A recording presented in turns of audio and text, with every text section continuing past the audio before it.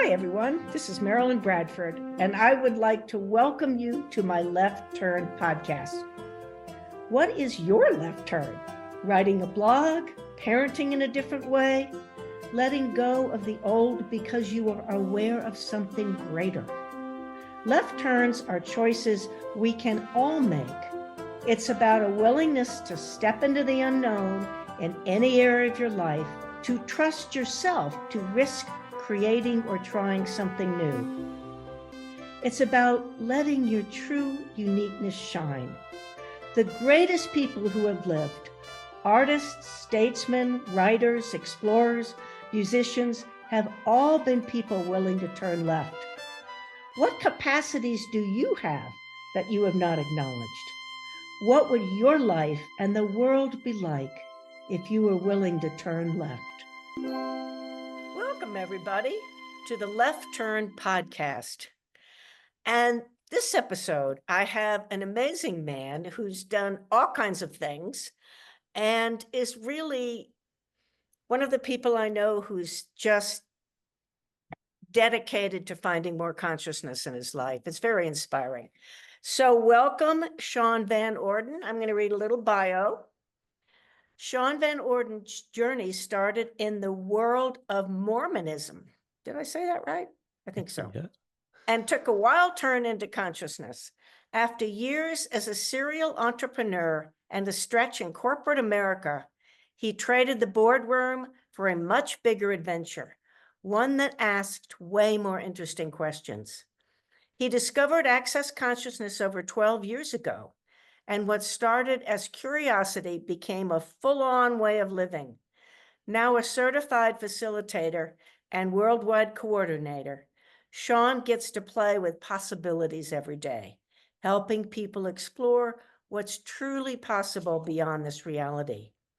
He was part of the original spark that became the Access Me app, which is an amazing app. I'll just put my 2 cents in there. Dove deep into the creation of El Lugar, weaving his energy and magic into its later stages, and is deeply involved in the business of side of Access. For Shon, consciousness isn't a concept, it's an adventure. Love that. Every question, every choice is a chance to change the world by simply being more of you. Well, welcome, Shon. So glad you could. Thank you, Marilyn. Yeah. Thanks for having me. I'm delighted. So what are some of the bigger left turns that you've made in your life, or the ones that created greater for you? I mean, there's so many. I would say choosing consciousness is probably the biggest left turn that I've made. And that was quite a journey to get here. And involved a series of left turns, right? Especially when you come from a Mormon background, probably one of the more fundamental and strict religions in terms of its dogma, right? But like getting here was a whole journey through personal development, spirituality, and eventually landing on the doorstep of consciousness. And that didn't start with Access. That started with I used to read a guy named Stephen Hawkins who calibrated different levels of consciousness, used muscle testing and kinesiology, and I was really into it. And then I found Eckhart Tolle, and I was always looking for like, what's the most truth that I can find, right? And I didn't find that in religion. I didn't find that in spirituality or personal development. That was all more the answer, right? And superiority. And what's also interesting, I didn't realize that at the time, right? I just knew there was something greater and a greater possibility out there. And I found this book called Power versus Force. I went to Barnes and Noble. I used to go there all the time because I couldn't afford to pay for books. And so I'd sit there and I'd read, and I see this title. I was like, wow. And I start reading, and it's about consciousness. And I'm like, what is this consciousness thing? And that was the book that started my journey. And I went through some different iterations of that. And one day I went to my mom's house, and she had this big box on the table. I'm like, hey, Mom, what's in there? And she's like, "Oh, your cousin Dane sent this box of something called Access Consciousness. There's a bunch of books and stuff in there." And I was like, "I have a cousin named Dane who's into consciousness? Like, how, how's that possible?" I thought I was the only one who knew about it, because everyone that I spoke to, no one had any idea of what it was. And yeah, this is 15 years ago, probably. And so I start tearing into this box and just looking through it. And I mean, it was all CDs back then, Mhm. and all the books. And I knew she wasn't going to do anything with it. So I just started reading it and really getting into it. And yeah, ever since then, it's been like my drug. It'd be something I would listen to. And I kind of miss the days of like the early days because I would get a class, from like Dane would gift me one, or I'd find a way to buy one and scrounge up the money. And I would listen to it for months, Wow. over and over on the same topics. And I remember meeting Dane for the first time, and I'm like, dude, I'm listening to this class like 2 years ago and all this stuff. And it's so awesome. He's like, dude, we're way past that now. And I was like, what do you mean you're past that? He's like, we're on to this and we're on to that, like all of these new topics. And that was one of the things I fell in love about with Access is we're always getting to something new, right? Yes. Where these Yes. other things that I was really into, it was just that was it. The one book he wrote, that was the sum total of like the teaching, so to speak, where Access is so dynamic and always changing. We're always looking for something greater. And that's what I fell in love with Access about um was just the constant change in the tools, obviously. But yeah, that was probably my biggest left turn that Mhm. I'm the most grateful for. And I mean, there's many others with business and traveling and entrepreneurship, but yeah, consciousness is what makes your life better, right? Not more money and more things. So Right. I love that. You didn't even know you had a cousin named Dane. I had no idea. I was like 28 and I'd met him, I didn't meet him till I was probably 33 or so. We Uh-huh. went to a foundation in Houston. My Uh-huh. sister and we got to meet him. But yeah, that was crazy to realize that. And now to be working with Access and doing some of the things that I'm doing, that didn't even come through Dane, that came through Gary. So it's been a really cool journey to get where I'm at today. Cool. Did you ever get any pushback, like from the Mormonism or family or I mean, I learned long ago, just for me, just for fun, fun? never tell anyone, right? Right. So, uh, like I never talk about it, and I do that in my daily life. Like, a lot of people just want to talk about what they're learning about, and I usually don't talk unless I'm asked a question, right? And based Uh-huh. on the question that that person asks, it gives me a sense of what they can receive and where they're functioning from and who you can have a deeper conversation and who you can't. But Mhm. my dad, he would never ask about Right. about things that I'm into. It would freak him out. So it's interesting. It is interesting. Yeah. Yeah. So what are some of the other left turns, whether it's with Access or before?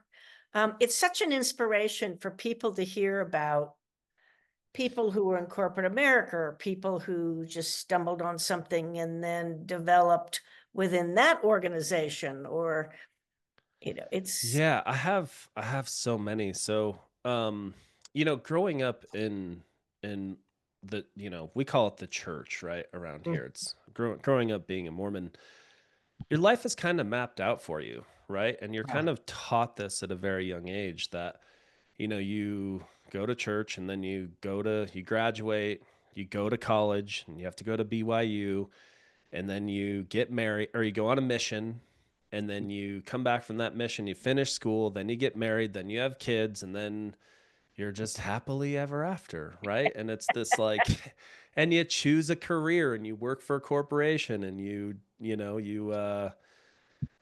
get a pension when you get older, and all of this stuff that's just was so just structured, right? yes. And you hear this as a kid and growing up, and I always like knew I was different, but I never got a chance to be different. Mm. And I was always made wrong for being different, right? Yeah. Not falling in line. Uh-huh. So you get this blueprint for your life that you're supposed to choose, and you're wrong if you don't. And Hmm. so some of my favorite left turns has just been making left turns from that structure or Mm. that outlined path, right? And that started like pretty much the day I turned 18. I barely graduated high school. I didn't want to like be at home anymore. So I made the choice to make the leap and jump. And I'd never had a job before. I didn't know what I was doing, but I was going to be a millionaire by 30. That was Oh, my wow. goal at the time, right? And so you think that's going to be easy. But from there, like I just picked up skills, right? It was really, really hard um, when you don't have any, like, you're not taught any skills about the real Right. world, right? And Right. so I and I my I was not going back home. Like that was the one place I was not going. So you're 18 and you make that leap, and now you got to figure it out. And Wow. you have no education, you have no school, you have no Right. money, Yeah. and you got to navigate that road. And a lot of that for me was left turns where I was always chasing like the next fun, what seemed like a fun opportunity or Uh-huh. business venture to get involved in. And I moved to California to chase a dream in production and entertainment, and then I moved back to Utah. Then moved back down to California to chase another dream in real estate. And then I came back from that with no money and broke, and I was like, I'm gonna start a lawn care business, right? Rather than going and getting a job. So I go out and start knocking on doors and built a pretty big lawn care and window cleaning and Christmas light business. That's And is so impressive that you kept going. yeah, and it's all, it would have been a lot easier to just go get a job, right? Mhm. Somewhere rather than trying to create and like chase a dream. Yes. What was fun for me and work with different people and create relationships and move around the country. I've been all over the place. Wow. Um, Yes. and then after my lawn care business, I got to the end of that and I was like, there's got to be an easier way to make money. Like I'd scaled it. I always, my head, scaling, I had like 16 employees and we were running. I had a call team and door knockers. I ran a summer sales program, and the bigger I got, it seemed like the less money I had because the more you scale, the more Sure. expenses you're incurring. And I didn't realize that. So I got to the end of that journey, and I had a really close friend of mine who worked in corporate America, and he brought me in, and I ended up doing really well there. So that was another left turn out of entrepreneurship, and I went Yeah. into corporate and was doing tech sales and worked there for 7 years and did very well. And then I was just about to make the transition from this company called Nice to Amazon. And I go to CF in Mexico, and Certified I facilitators for those. certified facilitator. Sorry, yeah, to re-up my license. I've been a CF for a year. And I'm there, and I go to class the first day, and I talked to Gary and Dane. It was really the first time that I'd had a chance to speak to Gary. And I go back to my room and I take a nap, and I wake up and there's like 10 missed calls from people. And they're like, you need to call Gary. Gary wants you to call him right now. And I'm like, why? Why does he want me to call him? And they're like, I don't know, just give him a call. And obviously, I look up to Gary and Dane so much, right? Oh, And yes. to have I these still calls do. coming in, yeah, I know. And so I call Gary, and he's like, hey, have you ever thought about coming to work for Access? And I was like, yeah, like every day of my life. Mhm. And he's like, all right, well, call me when you get back from Mexico. So mind you, I'm transitioning. I've got a really nice gig lined up at Amazon. Um, and I was going into the final interview. It's Tuesday, and I've got my final interview on Friday, and I was going to accept the position. So Gary calls me and he's like, hey, have you ever thought about working with us? And of course. And I was like, well, listen, Gary, I am about to make a move in my career and I'm going to go work for Amazon. And he's like, so I need to make you an offer by Friday. And I'm like, yeah, if that's what's going to happen.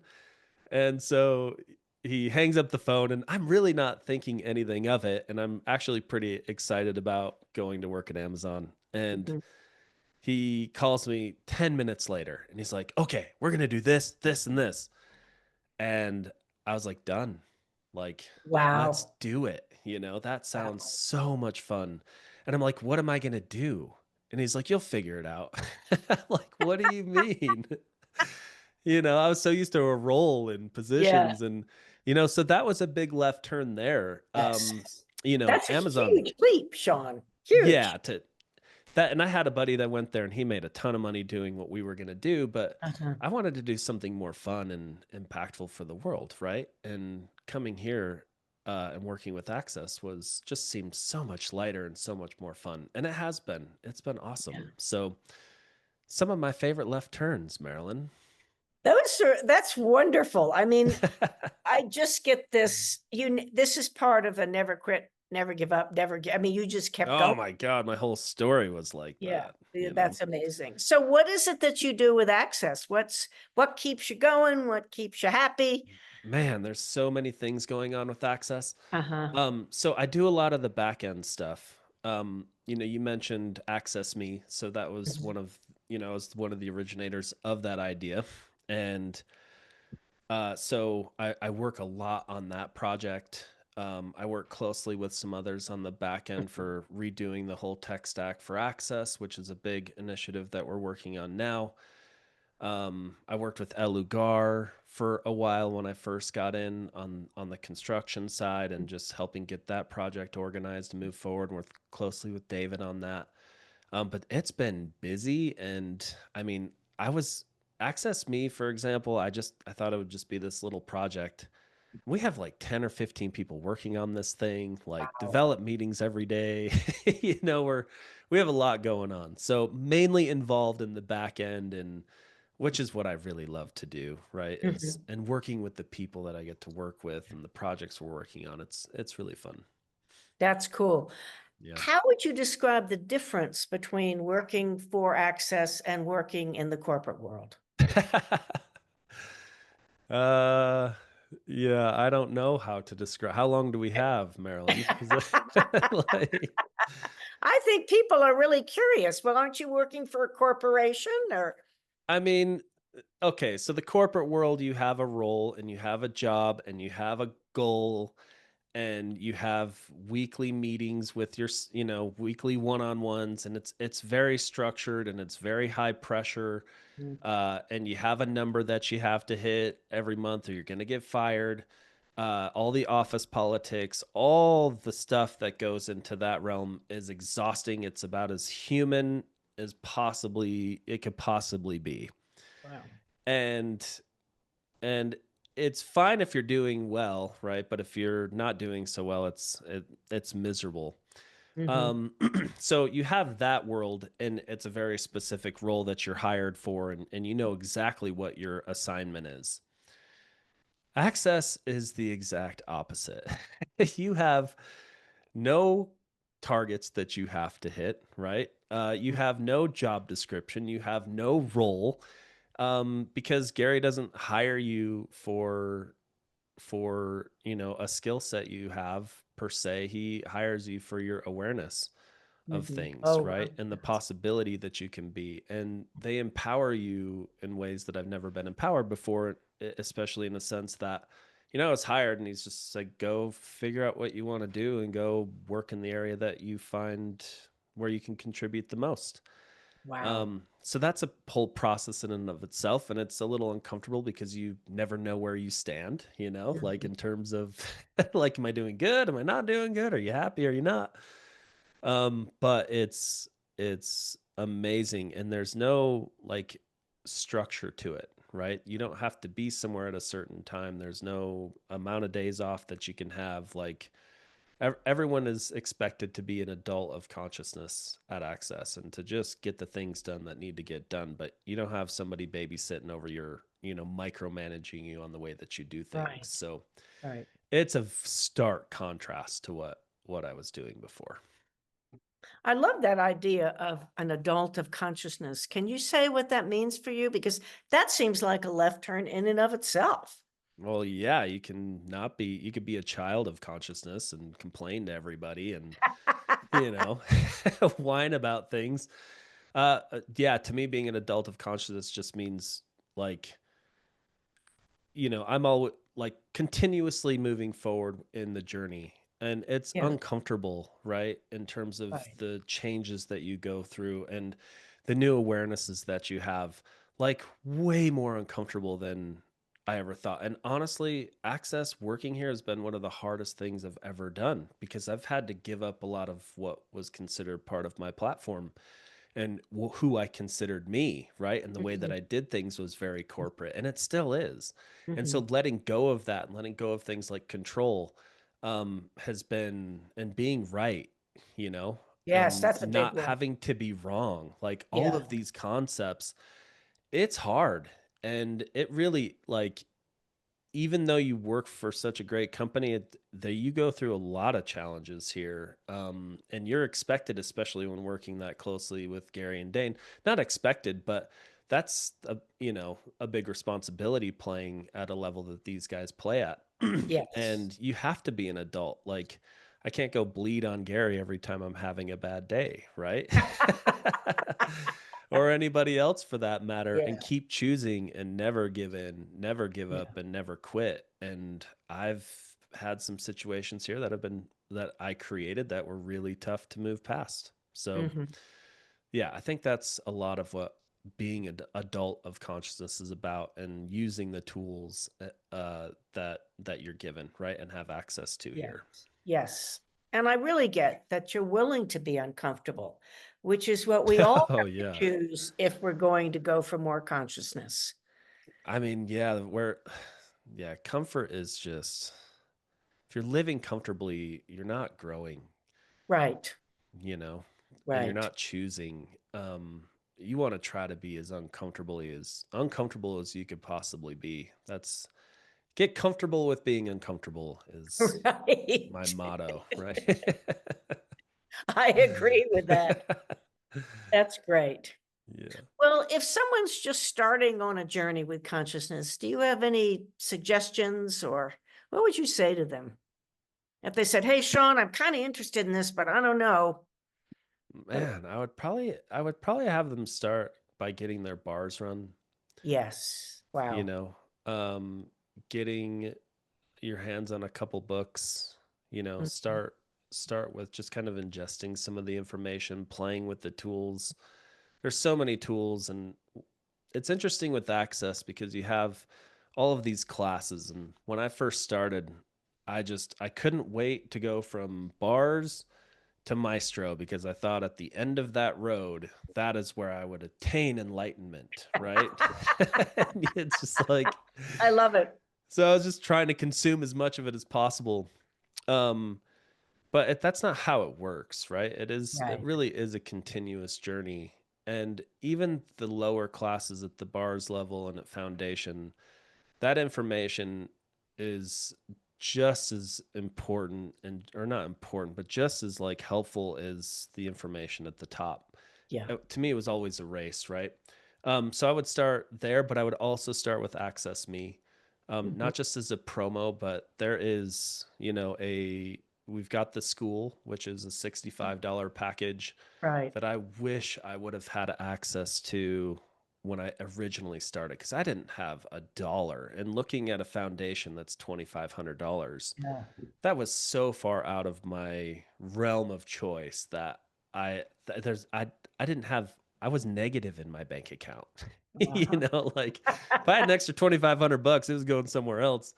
Um, but with Access Me for 65 bucks a month, there's over 900 classes in there and intros of all the tools. And that's a great place to start if you're really, really asking questions and looking to get more into consciousness and learn more about this thing called access. I think that's awesome. Yes, that $65 thing is amazing. Well, thank you so much, Shon. I've Yeah. really enjoyed this, and you given a lot of great tips and experiences with left turns, and I just see you just keep going. It's wonderful. Yeah, never give up, never give in, Marilyn. And thank you so much for having me. And sorry if I talked your ear off the whole time. Well, that's what you're supposed to do. Thank you so much for joining this episode of Left Turn. I wonder what embracing left turns could create in your life. What magical possibilities might show up. Remember, when you choose left turns, you are joining a group of the most creative and brilliant people the world has ever known.